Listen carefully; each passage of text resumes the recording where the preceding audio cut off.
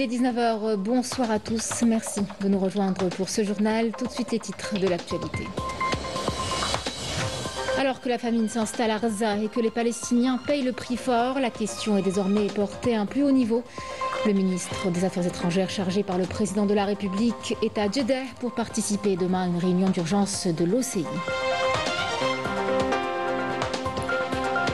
Annulation de la Cour de justice de l'UE des accords commerciaux conclus avec Rabat concernant les territoires sahraouis occupés. Dans le même temps, l'ONU exprime son inquiétude face à la dégradation de la situation et poursuit ses efforts pour relancer un processus de règlement.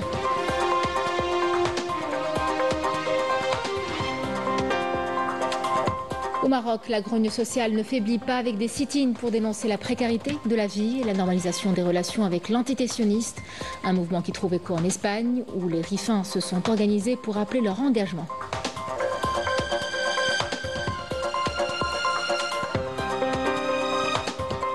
Et puis pour terminer, direction Oran et son littoral, des plages qui retrouvent des aires de fête cet été. Ils sont nombreux à profiter des plages et des services de qualité. Un reportage est à suivre. Mesdames, Messieurs, bienvenue à vous.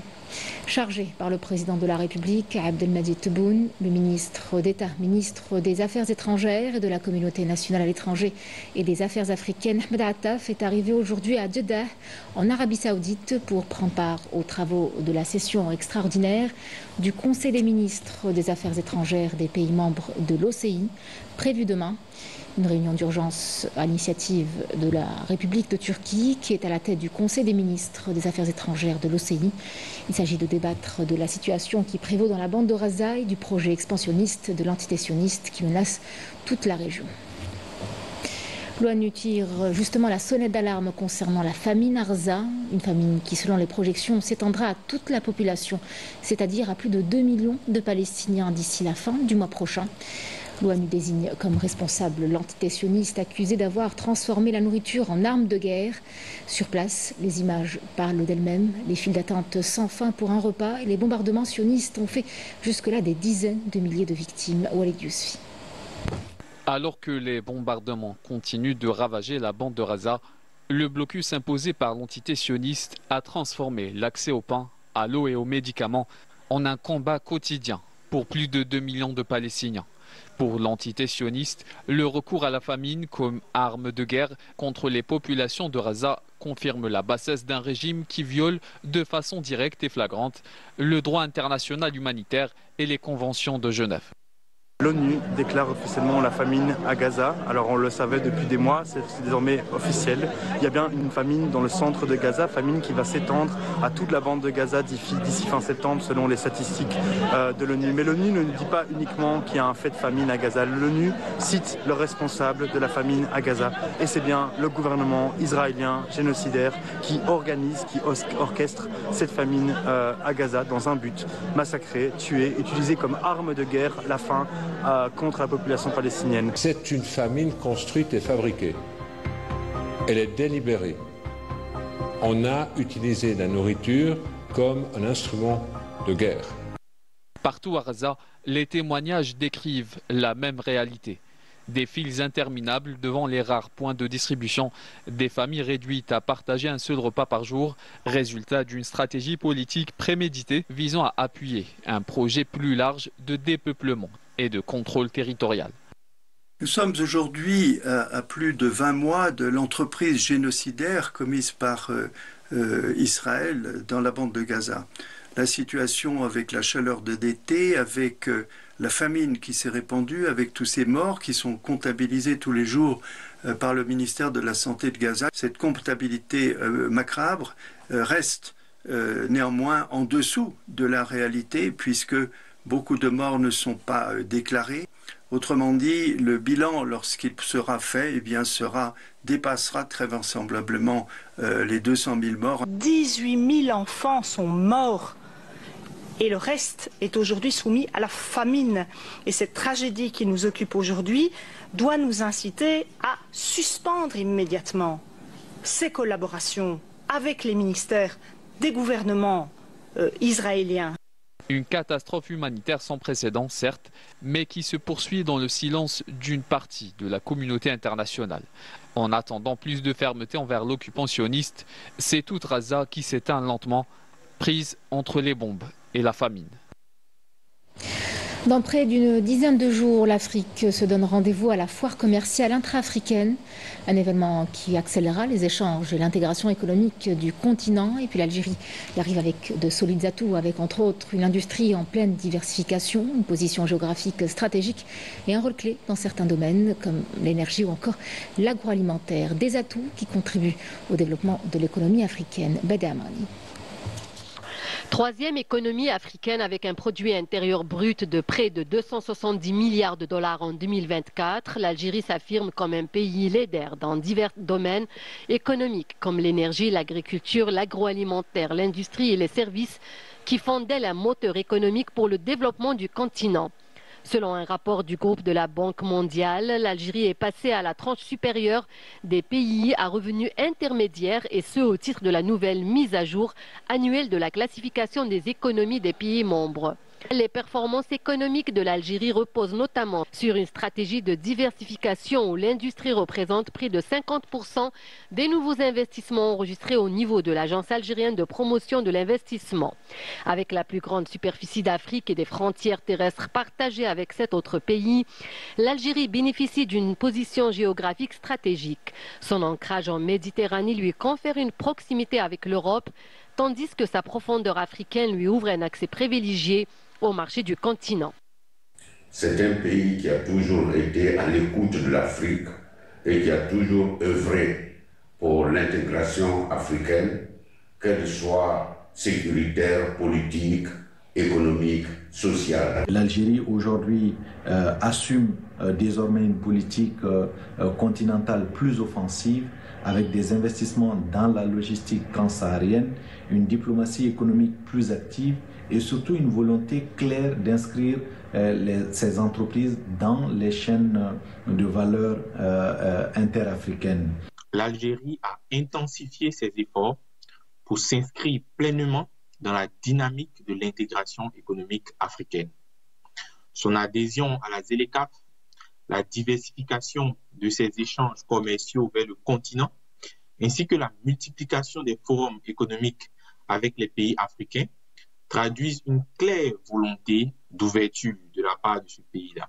Le pays dispose également d'un potentiel compétitif dans divers secteurs porteurs, notamment les start-up, lui permettant d'établir des partenariats durables grâce à une base industrielle solide, un réseau d'infrastructures modernes et des moyens de transport diversifiés.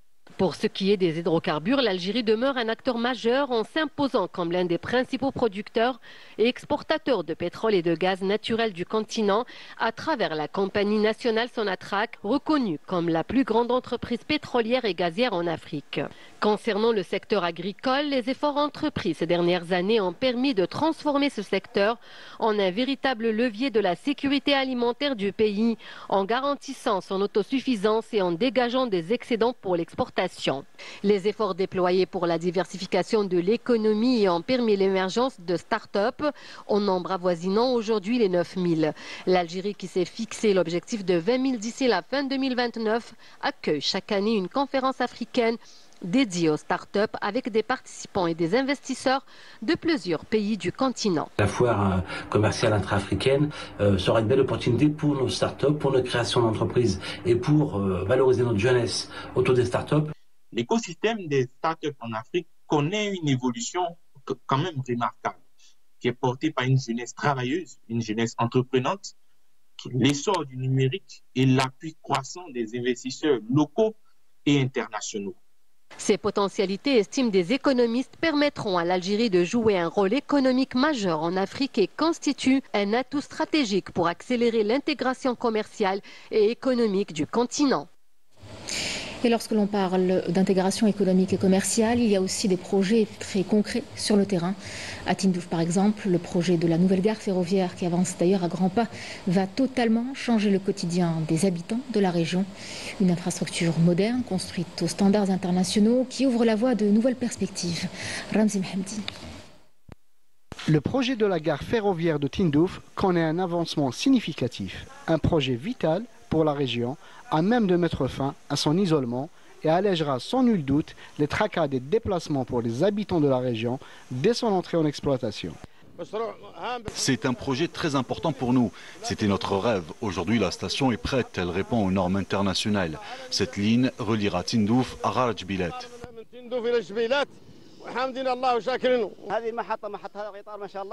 C'est une très belle station. On en rêvait d'avoir une station pareille.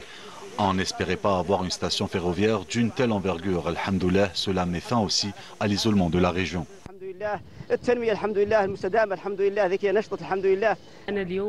Je suis fier d'être parmi les visiteurs de cet important projet. Nous sommes aujourd'hui dans le train rêvé pour les habitants de la wilaya de Tindouf.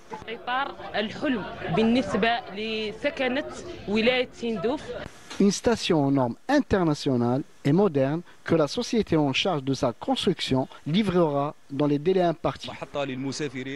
Cette gare aux normes internationales qui possède toutes les commodités dont le citoyen en aura besoin. Quant à plusieurs structures, le bâtiment principal sera la gare centrale et qui sera équipé aux standards internationaux, à l'instar de l'escalator et de l'ascenseur, ou encore les cafétérias et les restaurants. Le citoyen arrivera et trouvera toutes les facilités. L'avancement des travaux de cette station consolide les acquis de l'État qui accompagnent le projet minier stratégique important reliant Rarjbilat, Tindouf et Béchar et le mouvement dynamique que connaissent ces wilayas frontalières.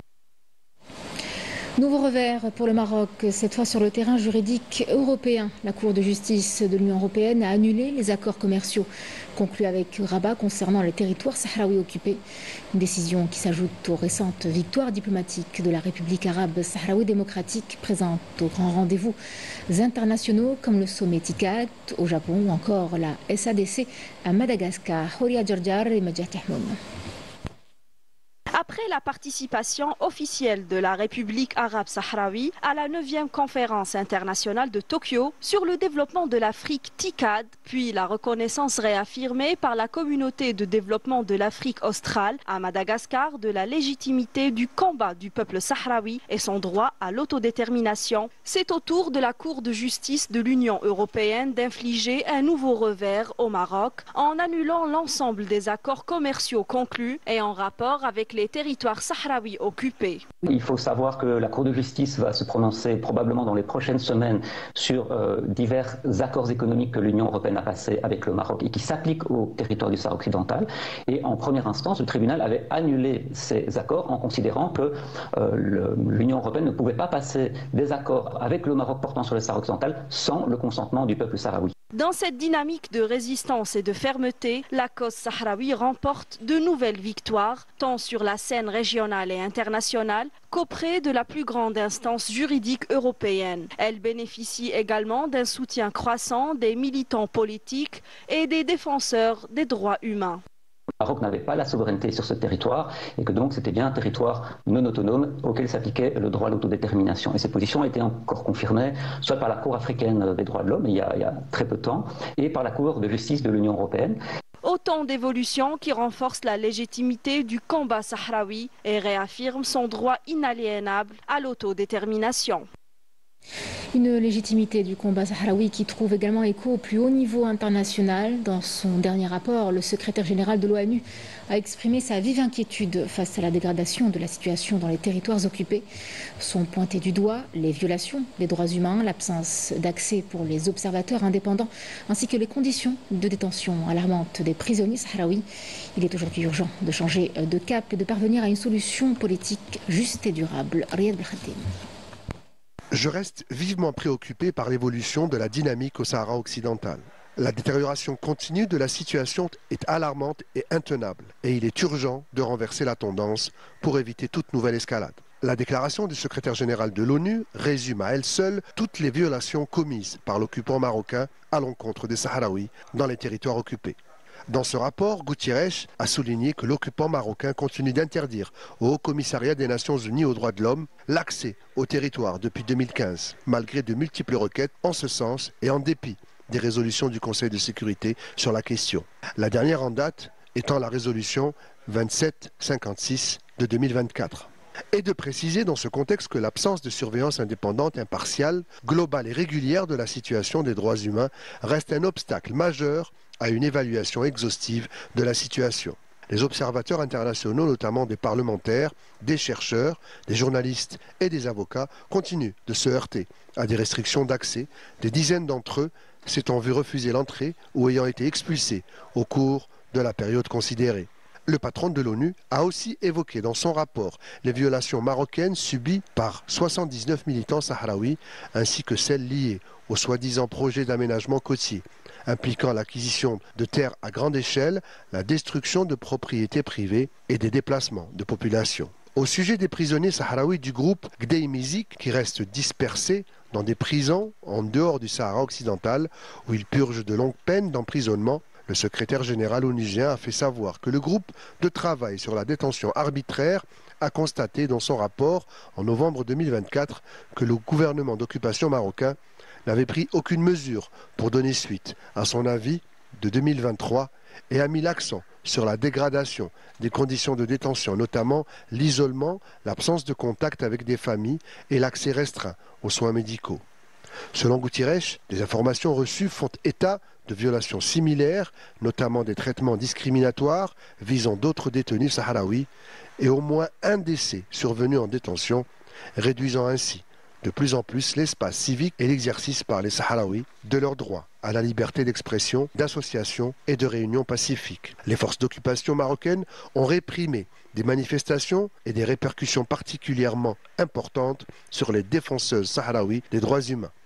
Face à cette situation, Guterres demande un changement de cap sans délai avec l'aide de l'ONU et l'appui de l'ensemble de la communauté internationale afin de parvenir à une solution politique juste, durable et mutuellement acceptable par les parties en conflit, à savoir le Maroc et le Front Polisario. Le chef de l'ONU a conclu son rapport qui devra être présenté en septembre prochain devant la 80e session de l'Assemblée générale des Nations unies en informant qu'à l'approche du 50e anniversaire du conflit et dans ce contexte difficile, il reste plus urgent que jamais de trouver une solution politique à la question du Sahara occidental, exprimant sa conviction quant à la possibilité de parvenir à une solution politique juste, durable et mutuellement acceptable qui permet l'autodétermination du peuple sahraoui conformément aux résolutions pertinentes du Conseil de sécurité. Au Maroc, la colère est profonde et elle s'exprime de plus en plus dans les rues. Dans plusieurs villes du pays, les sit-ins se multiplient. Les Marocains dénoncent à la fois leurs conditions de vie précaires ainsi que la normalisation des relations avec l'entité sioniste. Pour beaucoup, ces rassemblements sont devenus la seule manière de faire entendre leur voix et de rejeter une politique contraire aux intérêts du peuple. Fakhia Belalia et Walid Yousfi. Ces manifestations sont devenues le quotidien des Marocains, dénonçant des situations d'injustice et de marginalisation. Objectif, pointer du doigt des expulsions jugées arbitraires, la spoliation de terres et des biens, ainsi que la démolition d'habitations. Le peuple marocain et ses enfants ont été vendus. Ils piétinent nos droits et notre dignité. Il ne nous reste que la justice divine. C'est une honte. Il ne nous reste plus rien. Nous n'avons nulle part où aller. C'est de l'injustice. Je n'ai pas trouvé de travail. Je n'ai pas d'argent pour m'acheter à manger ou louer. Nous allons rester ici. Nous n'allons partir nulle part. Des sit-ins se tiennent régulièrement pour dénoncer la normalisation du Marzen avec l'entité sioniste. Les protestataires critiquent la persistance du régime du Marzen dans les pratiques de manipulation et de détournement des lois au profit de l'entité sioniste. Nous devons prendre nos responsabilités et poursuivre ces manifestations pacifiques jusqu'à ce que la normalisation cesse. J'entends par là toute relation avec l'entité sioniste. Des relations qui, selon certains, ne servent que les intérêts de l'entité sioniste au détriment du peuple marocain, qui voit ainsi sa qualité de vie se détériorer de jour en jour. Et pendant que la colère grandit au Maroc, elle résonne aussi de l'autre côté de la Méditerranée. En Espagne, des militants rifins se sont rassemblés pour dénoncer la répression et rappeler leur engagement. Il s'agit pour eux de faire entendre la voix du RIF au-delà des frontières et de rallier un soutien international. Yanis Eblrez. En Espagne, la cause Rifén fait toujours parler d'elle. Cette fois, c'est à Gérone où des militants rifins ont tenu plusieurs rencontres et sit-in pour alerter sur la lutte de libération du peuple rifin. Une mobilisation qui vise à briser le silence et à élargir le cercle du soutien international. La participation a été massive au sein de la diaspora riféenne. Les échanges ont mis l'accent sur la nécessité d'encadrer l'action militante et de faire face aux menaces qui pèsent sur la région, en particulier la prolifération de la drogue et de la contrebande, considérées comme des armes pour fragiliser le tissu social. Nous nous sommes réunis à Gérone à l'occasion d'une nouvelle rencontre du Parti nationaliste des Rifins. Aujourd'hui, Gérone, la Catalogne et l'Espagne se retrouvent avec la diaspora des Rifins pour mettre en lumière les atrocités du régime d'occupation marocaine contre le peuple rifin. Aussi bien sur le territoire du Rif occupé, ils sont espionnés, provoqués, victimes de calomnies et de persécutions subies en tant qu'activistes réfugiés. Réfugiés migrants, contraints à vivre en Europe. C'est pourquoi nous appelons également la société civile et le peuple espagnol à nous soutenir et à être à nos côtés pour reconquérir notre refuge. Dans son intervention, le militant rifin Ali Ares a rappelé que la bataille pour le Rif dépasse désormais les frontières, insistant sur l'importance du soutien de certaines forces civiles et politiques espagnoles qui servent de relais pour porter la voix des Rifins sur la scène internationale et contrer l'isolement imposé par le Marzen. Pour Ares, les Rifins payent un prix élevé en arrestation, répression et intoxication de la jeunesse par les drogues. Ils appellent à l'organisation et à l'unité autour d'une cause qu'ils qualifient de devoir historique. Je pense que c'est parti reprise, qu'on fera ça une autre fois dans un autre endroit, mais sans oublier que le 20 septembre, il y a la marche pour célébrer donc, la fête nationale de la libération du Rif. La 104e année. Donc venez en masse, venez surtout pour assister, pour démontrer au monde que le Rif est toujours là et les Rifins sont toujours là.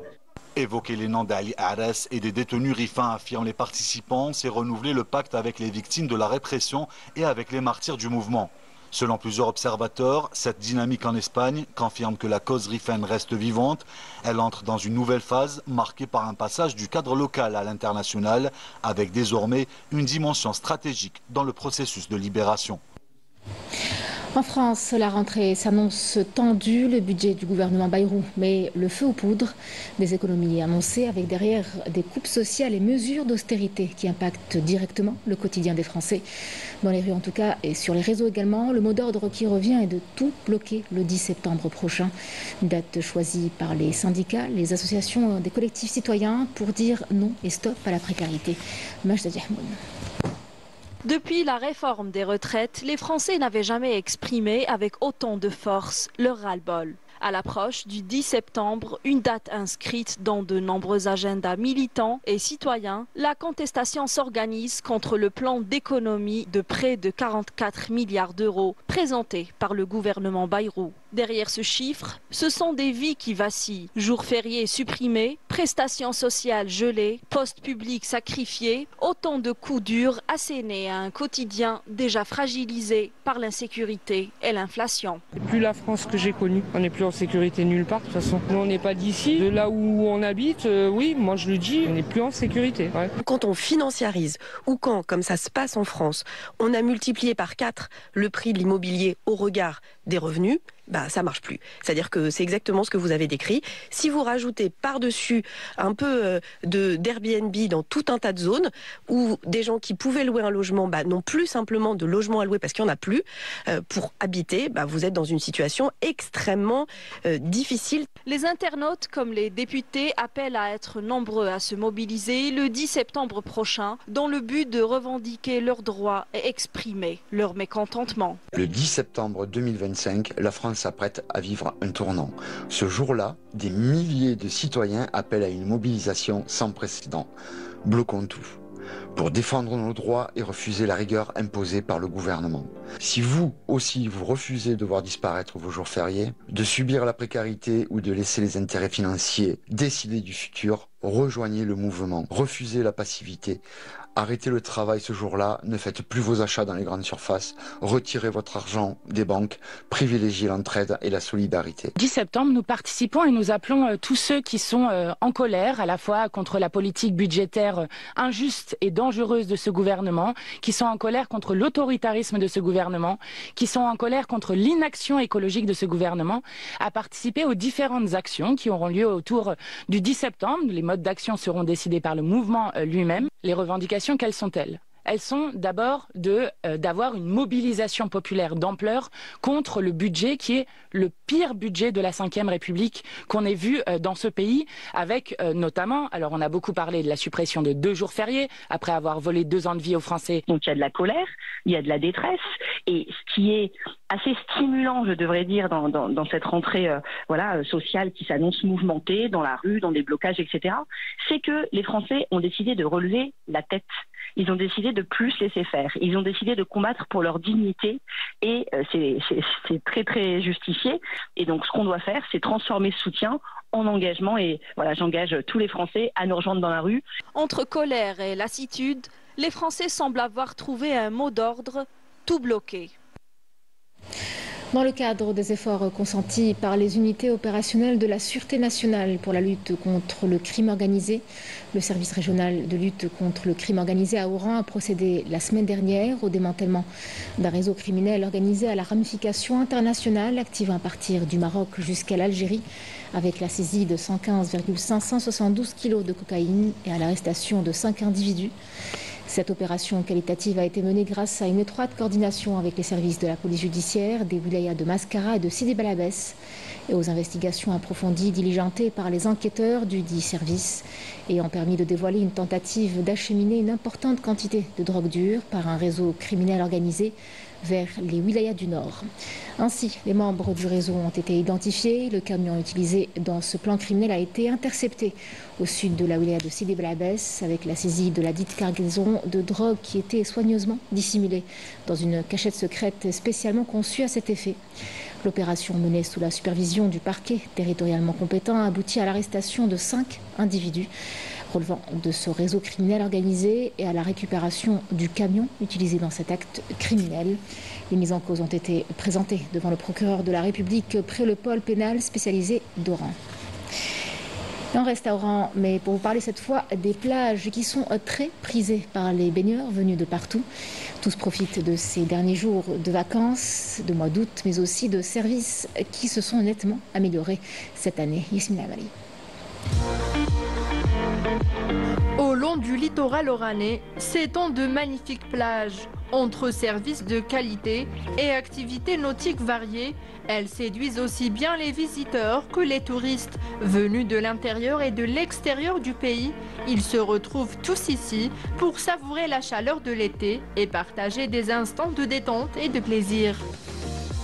Les vacances en Algérie, on est à Oran. Alors en Algérie, il y a tout. Venez, c'est magnifique, c'est très très beau, on a découvert pas mal de choses.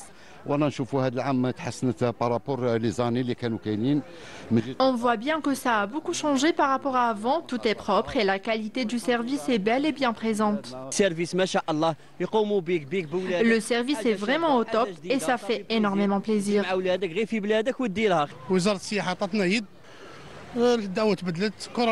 Grâce au soutien du ministère du Tourisme, les plages ont été transformées. Elles sont désormais plus familiales et bien équipées.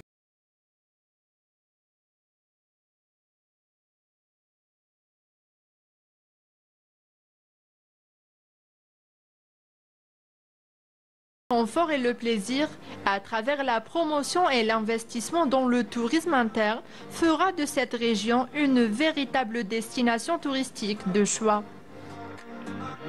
Ça fait 7 ans ما جيناش والدعوات تبدلت راهي غايه وعجبنا الحال بزاف بزاف ولادي سي لا بروميير فوا اللي جاو الجزائر ومنا فرحانين. 1 2 3 فيفا l'Algérie تحية الجزائر. احنا عندنا لي فامي. Nous accueillons des visiteurs venus de toutes les régions ainsi que de l'étranger dans le but de promouvoir le tourisme local. Oran el Bahia est un exemple vivant de l'attrait touristique de l'Algérie. Avec ses panoramas uniques, elle contribue sans nul doute au développement du tourisme intérieur.